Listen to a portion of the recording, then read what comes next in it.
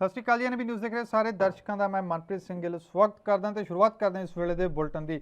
ਪੰਜਾਬ ਦੇ ਮੁੱਖ ਮੰਤਰੀ ਕੈਪਟਨ ਅਮਰਿੰਦਰ ਸਿੰਘ ਨੇ ਚੋਟੀ ਦੇ ਰਾਜਸੀ ਆਗੂਆਂ ਨੂੰ, ਪੱਤਰਕਾਰਾਂ ਨੂੰ, ਕਾਰੋਬਾਰੀਆਂ ਨੂੰ ਤੇ ਵਿਗਿਆਨੀਆਂ ਨੂੰ ਅਤੇ ਹੋਰਨਾਂ ਵਿਅਕਤੀਆਂ ਦੇ ਨਿੱਜੀ ਫੋਨਾਂ ਦੀ ਹੈਕਿੰਗ ਦੀ ਉਲੰਘਣਾ ਕਰਦਿਆਂ ਇਹ ਕਿਹਾ ਕਿ ਇਸ ਦਾ ਸਿਰਫ ਵਿਅਕਤੀਗਤ ਨਤੀਜੇ ਉੱਤੇ ਸ਼ਰਮਨਾਕ ਹਮਲਾ ਹੈ, ਸਗੋਂ ਕੇਂਦਰ ਦੀ ਭਾਜਪਾ ਦੀ ਸਰਕਾਰ ਜੋ ਹੈ ਉਹਨਾਂ ਦੇ ਵੱਲੋਂ ਕੌਮੀ ਸੁਰੱਖਿਆ ਨੂੰ ਖਤਰੇ ਵਿੱਚ ਪਾਉਣਾ ਹੈ। ਤੇ ਮੁੱਖ ਮੰਤਰੀ ਨੇ ਇਹ ਵੀ ਕਿਹਾ ਕਿ ਜਿਵੇਂ ਸੰਸਦ ਦੇ ਅੰਦਰ ਅਤੇ ਬਾਹਰ ਪੈਗਾਸਸ ਜਾਸੂਸੀ ਦਾ ਮਾਮਲਾ ਭਖਿਆ ਹੋਇਆ ਹੈ, ਇਹ ਕੇਂਦਰ ਸਰਕਾਰ ਵੱਲੋਂ ਭਾਰਤ ਦੀ ਲੋਕਤੰਤਰਿਕ ਸ਼ਾਸਨ ਪ੍ਰਣਾਲੀ ਉੱਤੇ ਹੈਰਾਨ ਕਰਨ ਦੇਣ ਵਾਲਾ ਹਮਲਾ ਹੈ, ਜਿਸ ਨੇ ਇਸ ਘਿਨਾਉਣੀ ਕਾਰਵਾਈ ਰਾਹੀਂ ਕੌਮੀ ਸੁਰੱਖਿਆ ਦੇ ਨਾਲ ਸਮਝੌਤਾ ਕੀਤਾ ਹੈ। ਤੇ ਮੁੱਖ ਮੰਤਰੀ ਨੇ ਸੁਪਰੀਮ ਕੋਰਟ ਨੂੰ ਇਸ ਮਾਮਲੇ ਦਾ ਖੁਦ ਬ ਖੁਦ ਨੋਟਿਸ ਲੈਣ ਅਤੇ NDA ਸਰਕਾਰ ਦੇ ਖਿਲਾਫ ਕਾਰਵਾਈ ਕਰਨ ਦੀ ਅਪੀਲ ਕੀਤੀ ਹੈ। ਤੇ ਮੁੱਖ ਮੰਤਰੀ ਕੈਪਟਨ ਅਮਰਿੰਦਰ ਸਿੰਘ ਨੇ ਇਹ ਕਿਹਾ ਕਿ ਕੇਂਦਰ ਸਰਕਾਰ ਇਸ ਤੋਂ ਬਚ ਨਹੀਂ ਸਕਦੀ ਤੇ ਉਹਨਾਂ ਨੇ ਕੇਂਦਰ ਸਰਕਾਰ ਦੇ ਖਿਲਾਫ ਕਾਰਵਾਈ ਦੀ ਮੰਗ ਕੀਤੀ ਹੈ।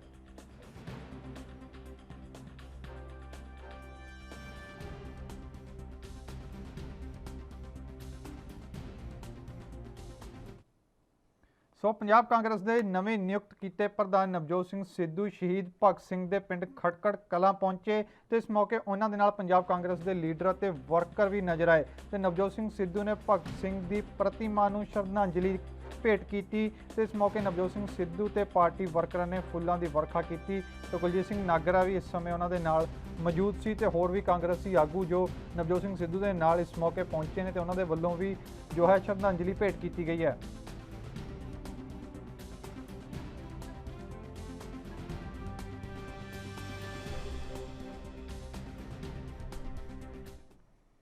ਸ਼ਹੀਦਾਂ ਦੀ ਧਰਤੀ ਜ਼ਿਲ੍ਹਾ ਸ਼੍ਰੀ ਫਤਿਹਗੜ੍ਹ ਸਾਹਿਬ ਦੇ ਚੰਡੀਗੜ੍ਹ ਰੋਡ ਤੇ ਕੁਝ ਦਿਨ ਪਹਿਲਾਂ ਸੀਵਰੇਜ ਪਾਈ ਸੀ, ਜਿਸ ਕਰਕੇ ਬੀਤੀ ਰਾਤ ਆਈ ਬਰਸਾਤ ਦੇ ਕਾਰਨ ਸਾਰਾ ਰੋਡ ਦਬ ਗਿਆ ਤੇ ਇਸ ਸਾਰੀ ਘਟਨਾ ਤੇ ਬੋਲਦੇ ਹੋਏ ਨਗਰ ਕੌਂਸਲ ਸਰਹੰਦ ਦੇ ਮੀਤ ਪ੍ਰਧਾਨ ਗੁਰਪ੍ਰੀਤ ਸਿੰਘ ਲਾਲੀ ਨੇ ਇਹ ਕਿਹਾ ਕਿ ਰੋਡ ਥੱਲੇ ਸੀਵਰੇਜ ਪਾਇਆ ਸੀ, ਜਿਸ ਕਰਕੇ ਰੋਡ ਪੱਟਣ ਦੇ ਕਾਰਨ ਇਹ ਜੋ ਹੈ ਪੋਲਾ ਹੋ ਗਿਆ ਤੇ ਹੁਣ ਮੀਂਹ ਦੇ ਕਾਰਨ ਮਿੱਟੀ ਜੋ ਦਬ ਗਈ ਹੈ ਤੇ ਜਲਦ ਹੀ ਰੋਡ ਦਾ ਕੰਮ ਜੋ ਹੈ ਸ਼ੁਰੂ ਕੀਤਾ ਜਾਵੇਗਾ ਤੇ ਉਹਨਾਂ ਨੇ ਕਿਹਾ ਕਿ ਇਸ ਰੋਡ ਦੀ ਮੁਰੰਮਤ ਜੋ ਹੈ ਜੰਗੀ ਪੱਧਰ ਤੇ ਕੀਤੀ ਜਾਵੇਗੀ।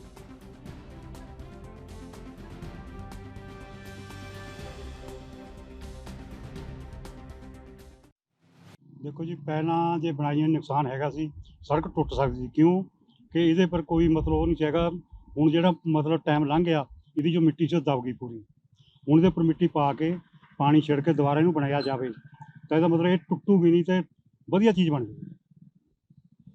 बाबू जी इलाके किवें दा विकास हो रहा है? देखो विकास तुहानूं कहण चाहे कोई कुछ कही जाए, लेकिन साडे नागरा साहब ने वधिया काम करवाया, ठीक बहुत वधिया काम करवाया, माड़ा काम नहीं करवाया।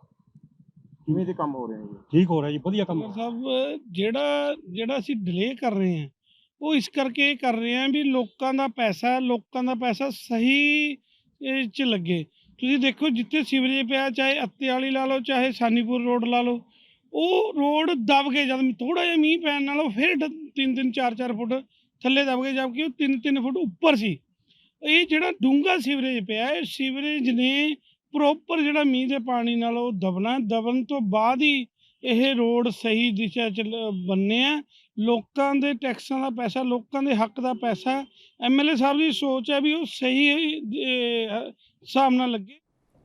ਸੋ ਮਾਨਸੂਨ ਸੈਸ਼ਨ ਚੱਲ ਰਿਹਾ ਤੇ ਦੇਸ਼ ਦੇ ਵਿੱਚ ਅੱਜ ਮਾਨਸੂਨ ਸੈਸ਼ਨ ਦਾ ਜੋ ਹੈ ਦੂਸਰਾ ਦਿਨ ਹੈ ਤੇ ਇਸ ਮੌਕੇ ਅਕਾਲੀ ਦਲ ਦੇ ਸੰਸਦ ਮੈਂਬਰ ਹਰਸਿਮਰਤ ਕੌਰ ਬਾਦਲ ਨੇ ਸੰਸਦ ਦੇ ਬਾਹਰ ਖੇਤੀ ਕਾਨੂੰਨਾਂ ਦਾ ਵਿਰੋਧ ਕਰਦੇ ਹੋਏ ਜੋ ਨਜ਼ਰ ਆਏ ਤੇ ਇਸ ਮੌਕੇ ਉਹਨਾਂ ਕਿਹਾ ਕਿ ਦੇਸ਼ ਦਾ ਅੰਨਦਾਤਾ ਸੜਕਾਂ ਤੇ ਹੈ ਪਰ ਸਰਕਾਰ ਉਹਨਾਂ ਦੀ ਗੱਲ ਨਹੀਂ ਸੁਣ ਰਹੀ ਹੈ।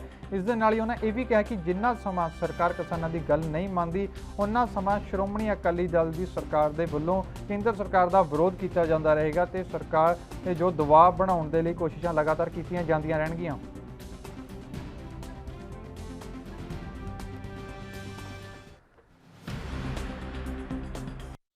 देखिए आज केंद्र दी सरकार देश भर दे किसानों दा अपमान कर रही हैगी।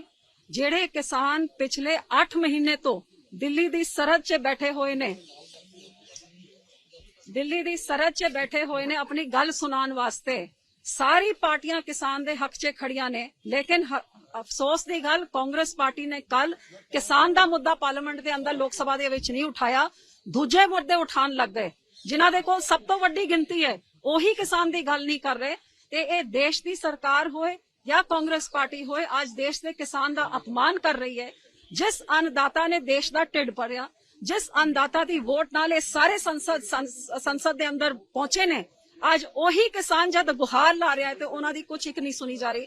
श्रोमणी अकाली दल ने कल भी एडजॉर्नमेंट मोशन फाइल की, ਅੱਜ ਵੀ ਫਾਈਲ ਕੀਤੀ ਹੈ। ਅਸੀਂ ਲੜਦੇ ਰਵਾਂਗੇ ਜਦੋਂ ਤਾਈਂ ਸਾਡੇ ਕਿਸਾਨਾਂ ਦੀ ਗੱਲ ਨਹੀਂ ਸੁਣੀ ਜਾਂਦੀ। ਤੇ ਇਹ ਅਪਮਾਨ ਦਾ ਬਦਲਾ ਮੈਂ ਕਿਸਾਨਾਂ ਨੂੰ ਕਵਾਂਗੀ, ਦੇਸ਼ ਦੇ ਕਿਸਾਨਾਂ ਨੂੰ ਕਵਾਂਗੀ। ਇਹ ਅਪਮਾਨ ਦੇਸ਼ ਵਾਸੀਆਂ ਨੂੰ नहीं सहना चाहिए। जे अन्नदाता का अपमान है, ये देश का हिंदुस्तान का अपमान है। कांग्रेस पार्टी को लोगों की परवाह ही नहीं है, ना किसानों की परवाह, उनकी दुख तकलीफ की परवाह, ना आम जनता की जो बिजली के कटों से जूझ रही है, बेरोजगारी से जूझ रही है, नशे घर घर पहुंच गए हैं, मुलाजिम सड़कों पे उतरे, डॉक्टर टीचरों को मारा पीटा जा रहा है, उनकी तनख्वाहें काटी जा रही हैं। कांग्रेस पार्टी को और उनके जितने भी, चाहे सिद्धू हो, चाहे कैप्टन हो, चाहे कोई एमएलए, किसी को कोई परवाह नहीं है। उनकी लड़ाई सिर्फ चल रही है कुर्सी कैसे बचाएं, राजे को हटाएं, किसी और को बैठाएं। वो सोचते हैं कुर्सी की अदला बदली किसी की करके जो पिछले 4.5 साल के वादे हैं उन सब पे पानी फिर जाएगा। इनकी गलत फहमी है। आज पार्लियामेंट के अंदर देखिए, जब ये कानून आए थे तब भी ना सोनिया जी थी, ना राहुल जी थे, और कांग्रेस ने, आम आदमी ने वॉकआउट किया था। आज भी जब किसान कह रहे हैं मुद्दे उठाओ, ये श्रोमणी अकाली दल यहाँ पे खड़ा है, आप देखिए और किस पार्टी ने इसको उठाया है।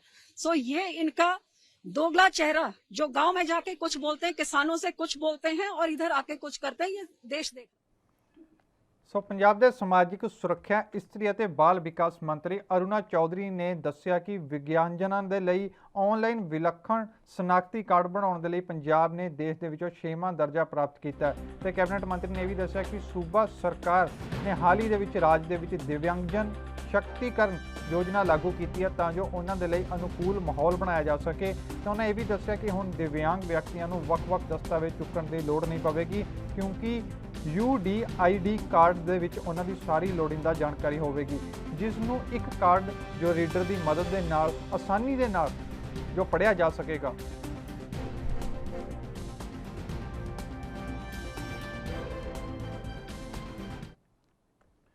सो सोशल मीडिया ते पंजाब राज महिला कमीशन की चेयरपर्सन श्रीमती मनीषा गुलाटी के खिलाफ अपद्दर टिप्पणी करने वाले व्यक्तियों के विरुद्ध केस दर्ज जो है अमृतसर के सिविल लाइन थाने के IT एक्ट के तहत गैर जमानती धारावां के तहत जो है निशान गिल नामी एक व्यक्ति है उसके खिलाफ दर्ज किया गया। तो इस संबंधी जानकारी देंदे पंजाब राज महिला कमीशन के एक बुलारे ने दसिया कि उक्त व्यक्ति महिला कमीशन की चेयरपर्सन के खिलाफ सोशल मीडिया पर अपहर्द टिप्पणियां कर रहा सी, जिस करके जो है कमीशन के वलों नोटिस लिया गया तो सिविल लाइन अमृतसर के विखे एक निशान गिल जो नामक व्यक्ति है उसके खिलाफ मामला दर्ज किया गया।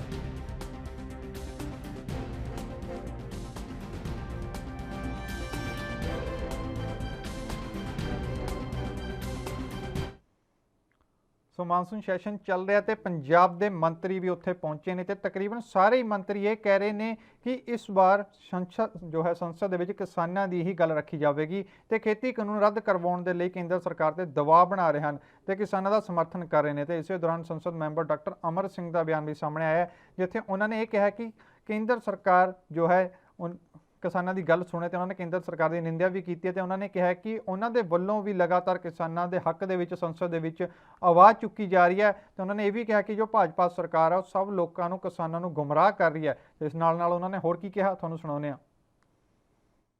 संसद जैसे ही शुरू होती है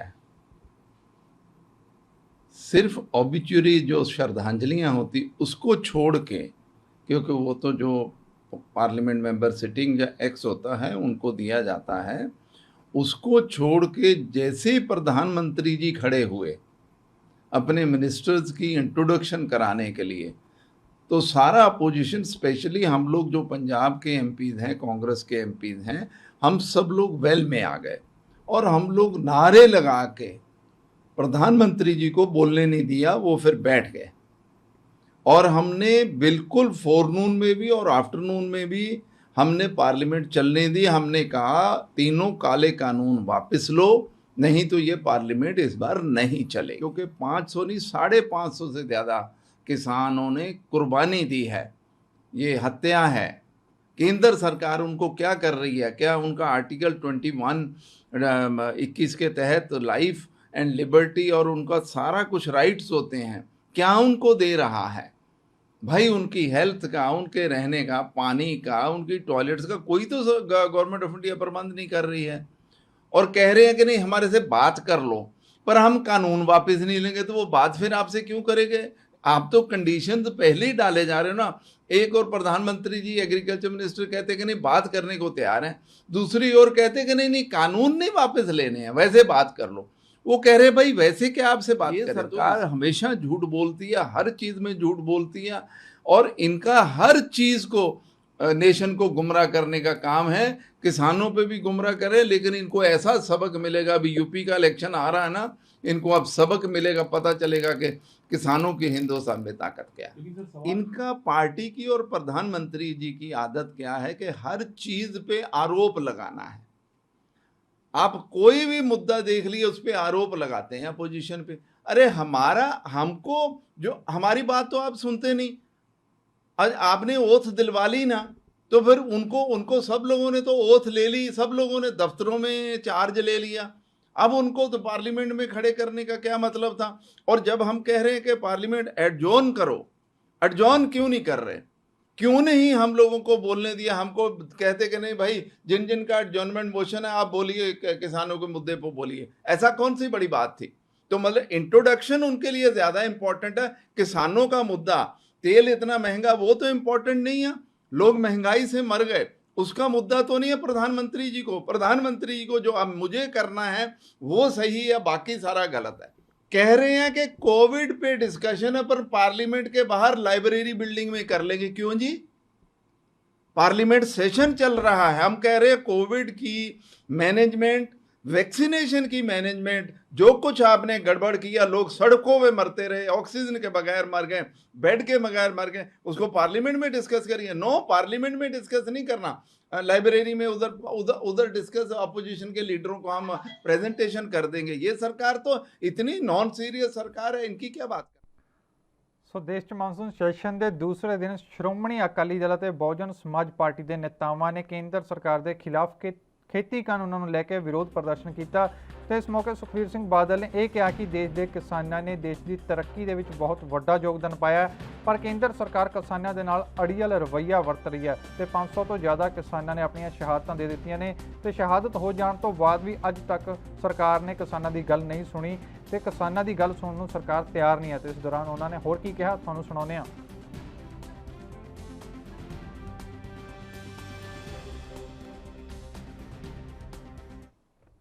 ਸੋ ਸੁਖਬੀਰ ਬਾਦਲ ਦਾ ਕੀ ਕਹਿਣਾ, ਉਸ ਤੋਂ ਪਹਿਲਾਂ ਲੈਂਦੇ ਇੱਕ ਛੋਟਾ ਜਿਹਾ ਬ੍ਰੇਕ, ਉਸ ਤੋਂ ਬਾਅਦ ਕਰਾਵਾਂਗੇ ਰੂਬਰੂ ਕੀ ਸੁਖਬੀਰ ਬਾਦਲ ਕੀ ਕਹਿੰਦੇ ਨੇ।